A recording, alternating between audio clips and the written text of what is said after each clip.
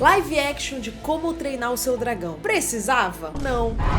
Mas ficou tão bom. Porque ela não, ela é amiga. Oi, eu sou a Jéssica Balucci. Se você caiu aqui nesse vídeo de paraquedas, eu crio conteúdo aqui no YouTube desde 2017. E ao longo desses 8 anos, com certeza uma das coisas mais legais que eu fiz foi cobrir a saga de Como Treinar o Seu Dragão. Tem vídeo aqui no canal falando de cada um dos filmes. Se você não assistiu, eu vou deixar aqui no card e na descrição do vídeo. Let's go! Eu não lembro em que momento da minha vida eu assisti o primeiro filme, mas eu lembro de ter gostado muito. E eu decidi cobrir essa saga porque eu nunca tinha visto o desfecho dessa história. Então, ao invés de ir logo pro terceiro, eu reassisti o primeiro e o segundo, fiz os vídeos aqui no canal. E no momento em que eu acabei o terceiro filme, eu já tava com saudade dessa franquia maravilhosa. They are my family. E pelo visto não sou eu, né? Porque o filme não tem nem 20 anos e já estão fazendo live action dele. Eu acho justo as grandes empresas não quererem deixar certas franquias morrerem. Porque pensa, um jovem de 15 anos hoje provavelmente vai gostar muito da história de Como Treinar o Seu Dragão. Mas aí você vai assistir a animação lá de 2001? Errou! 2010. Caralho, eu tô muito velha, Giovana, de Deus do céu. Aí a pessoa vai ver a animação lá de 2010, talvez ela já ache um pouco estranho. Ah, já acho meio ultrapassada. É que eu não sinto isso, né? Mas eu assisto animação há muitos anos. Há 84 anos. Então eu super entendo eles quererem reviver essa história. E apesar de eu não gostar muito dessa mania agora de querer transformar tudo em live action, eu tenho uns que eu gosto, outros que eu fico meio, invenção. Apesar desse dilema, eu acho que antes de fazer um live action do que inventar um Como Treinar Seu Dragão 4, por exemplo. Tem coisa, gente, que tem um desfecho tão bonitinho que a gente não mexe, né? Dito coloca bem grande uma foto do Toy Story 3 entrando aqui, ó. Why? Então acho que aqui é um acerto transformar Como Treinar Seu Dragão em um live action. Então, novamente, precisava? Não. Mas já que a gente vai fazer, vamos fazer direito? Está na hora, soluço. Eu quero começar falando sobre o diretor desse filme, o Dean DeBlois. Acho que é assim que fala, não sei, meu francês, né, talvez me falte um pouco aqui. Lily, mon ami. Mas, gente, ele trabalhou na Disney durante muitos anos, tá? Ele participou da produção de várias animações, assim. Ele, inclusive, trabalhou na história de Mulan e depois ele começou a trabalhar em Atlantis, mas ele saiu da produção de Atlantis pra dirigir Lilo e Stitch. Lá em 2007, ele saiu, foi pra DreamWorks, onde ele trabalhou na parte de roteiro e direção dos 3 filmes de Como Treinar o Seu Dragão. Great resume. E aí, quando essa pessoa volta pra dirigir o live action de Como Treinar o Seu Dragão, a gente não tá falando de qualquer diretor que só pegou um job. A gente tá falando de um diretor que estava lá, pegando a criatividade da Cressida Cole, que é a autora dos livros em que o filme é baseado, e transformando isso nessa franquia maravilhosa que a gente tanto ama. My first instinct was I felt like a hypocrite because I had publicly said that I don't like this trend. Então ele vem com muito carinho pelo que ele vai fazer. E eu vi algumas pessoas falando, nossa, mas Como Treinar o Seu Dragão é praticamente um copia e cola da animação. E por que não seria? Pra mim, essa é uma daquelas situações de que a gente quer apresentar essa mesma história pra uma nova audiência. E isso fica muito claro pra mim pelo nível de seriedade que eles colocam nesse filme. Eles não querem só pegar um título de sucesso e enfiar dinheiro fácil no bolso. Porque se esse filme fosse uma porcaria, gente, ainda assim ele ia bem de bilheteria. Porque a gente ia querer ver. Nós que já amamos a animação, a gente vai querer ver a versão live action no cinema. What? I love garbage. E tem muito live action ruim, a gente bem sabe. Mas aqui, a gente vê que essa versão live action de Como Treinar Seu Dragão, ela realmente foi feita pensando que eu não quero viver de nostalgia. Eu quero genuinamente que a galera que agora tem 12 anos, 15 anos, que eles se apaixonem por essa franquia. Do mesmo jeito que a gente lá em 2010 se apaixonou pela animação.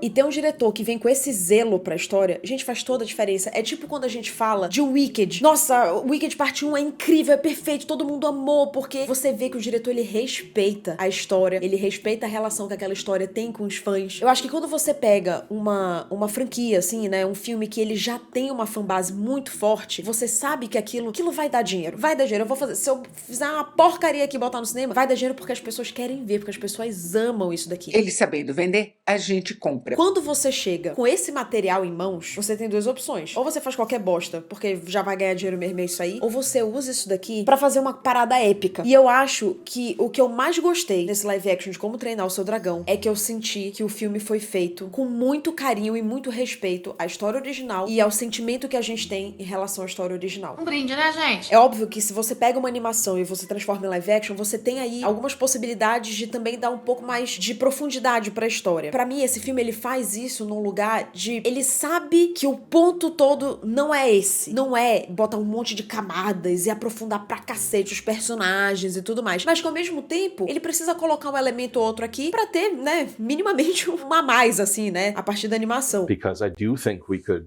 make the story richer, and we could make the relationships stronger and the characterization deeper and expand the mythology. E eu gosto muito da sutileza que esse filme tem pra aprofundar algumas histórias. Por exemplo, o Melequento. A gente não tem a relação dele com o pai dele na animação. E, gente, são pequenos segundos ao longo do filme, mas que dá uma camada pro personagem. Na animação, a gente fica meio tipo, ele é meio otário, mas ele é engraçado, kkk. E aqui no filme, eles encontram uma maneira de explicar por que ele é um otário. Na verdade, que ele tenta ser um otário, né? Porque ele claramente não é. Eu só consigo pensar em uma pessoa muito insensível.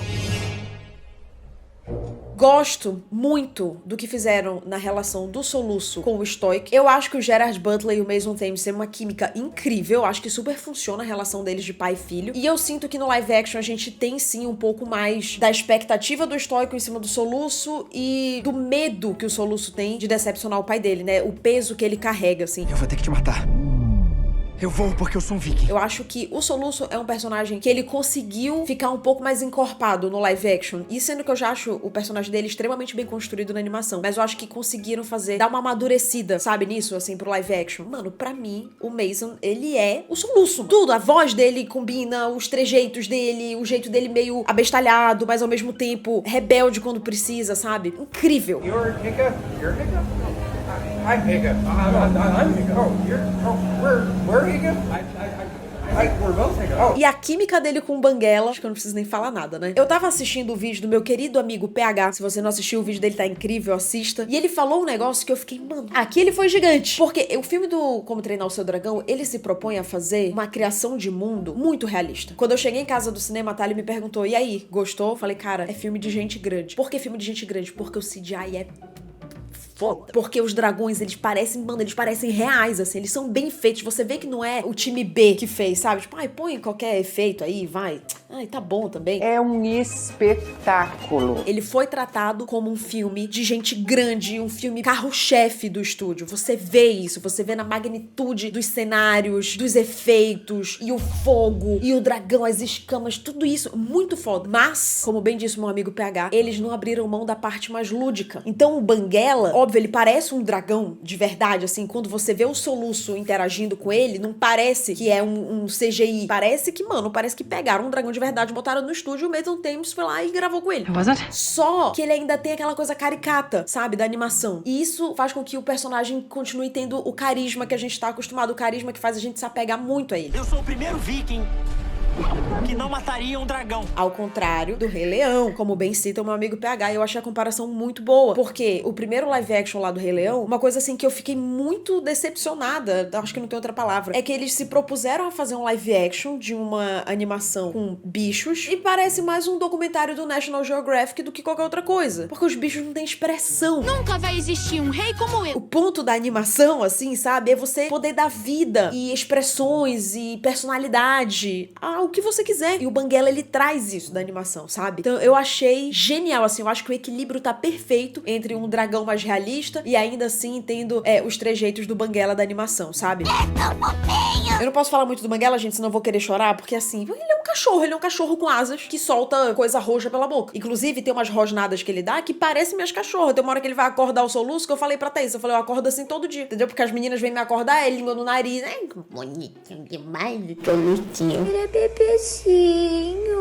Além do Soluço, eu preciso falar sobre a Astrid. A Nico Parker e o Mason Thames, química de milhões. Eu não tô nem falando só a química do romance, mas eu tô falando química em cena. Casa perfeitamente. Eu acho que se eu tivesse montado um elenco dos meus sonhos na época que eu vi animação, eu não teria montado um elenco tão bom, porque todo mundo tem uma química muito legal, sabe? A química romântica deles também é perfeita, né? If anyone's my parents, they are. Mas eu gosto muito de como a Nico Parker construiu a Astrid dela. Ela tem esse negócio assim mais badass, sabe? E ela peita mesmo o Soluço, e ela peita todo mundo. Se ela não tá nem aí, é pra matar dragão, vou matar dragão, porque eu não sou filha do chefe, entendeu? Eu vou ter que fazer as coisas aqui por mim ou ninguém vai fazer. Não tenho esses privilégios, Soluço, seu babaca.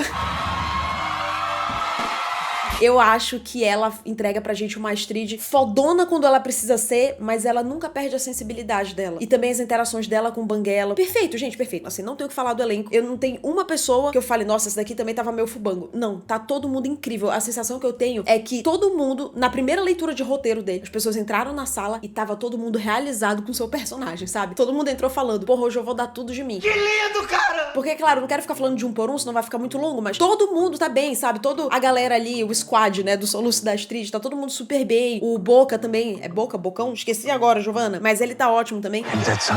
Se eu fosse ao cinema hoje, com 15, 16 anos, e eu visse esse filme, eu ia sair de lá apaixonada. Eu ia querer maratonar as animações. Inclusive, eu entrei, eu não sei em qual streaming que tá, como Treinar Seu Dragão, sei lá, gente, eu entro em tanto streaming toda hora pra fazer vídeo aqui pro canal. Me perdi, gente! Quando eu entrei, os 3 filmes de Como Treinar o Seu Dragão estavam lá no Em Alta. Os 3. Então, assim, realmente, né, você transformar uma animação em live action funciona. Mas se fosse horrível, não estaria com esse engajamento todo. Mas eles quiseram fazer um negócio foda. E fizeram. E eu já tô hypadíssima pro segundo filme que tá previsto pra chegar aos cinemas aí em junho de 2027. Isso nem fala, sabe? Porque quando eu penso que o tempo, sabe, ó... Porque eu acho que na animação a gente vê nitidamente o desenvolvimento de um filme pro outro, o quanto eles realmente começam a levar a história um pouco mais a sério e dão uma amadurecida. Então acho que no live action, que você já tem meio que uma licença poética pra deixar a coisa ainda mais intensa, ainda mais madura, eu acho que esse segundo filme ele vai destruir, porque é o filme assim que mais me faz chorar dos 3. É o filme que mais me faz chorar dos 3. O final do terceiro também é muito lindo. Chorei que nem uma égua assistindo, tá? O live action. E eu falei pra Thaís, a gente sabe que o filme é muito foda quando tu já sabe tudo que vai acontecer. Porque o filme é muito parecido com a animação, entendeu? Então, assim, você já sabe o que vai acontecer. E ainda assim, tu fica sem fôlego, mano. Foi como eu fiquei naquele desfecho ali, na parte final do filme, quando eles estão lutando contra aquele dragão gigante. E o Banguela tá lá amarrado. E aí eles caem na água. E o Stoico entra, salva o Soluço. E eu fiquei tipo, volta pra salvar o Banguela. Eu já sabia que ele ia voltar pra salvar o Banguela. Mas o filme é tão bem feito que tu fica, pelo amor de Deus, moço. O dragão, eu ia falar o cachorro. O dragão tá lá se afogando, porra. Só tristeza e desespero. Acho que já deu pra perceber que eu gostei demais desse live action. Vou assistir de novo, com certeza. A hora que ele bater no streaming, lá estarei assistindo. Porque eu acho que esse é o tipo de filme, gente, que cabe um live action, cabe você trazer essa história de novo à tona. Porque é aquele tipo de filme que, em qualquer fase da tua vida que tu assistires, ele vai bater diferente.